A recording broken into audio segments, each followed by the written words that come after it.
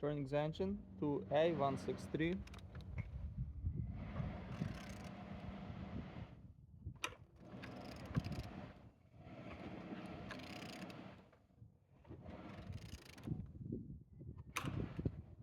Turning good.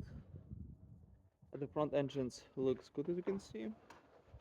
And on this side, everything nice with engine. Engine's turbo turn. Pipe inside looks good, no rusting.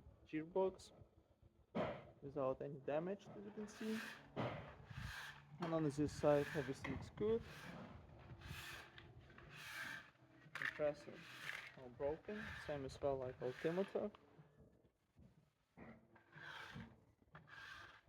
And on the top, all connectors and injectors without any damage.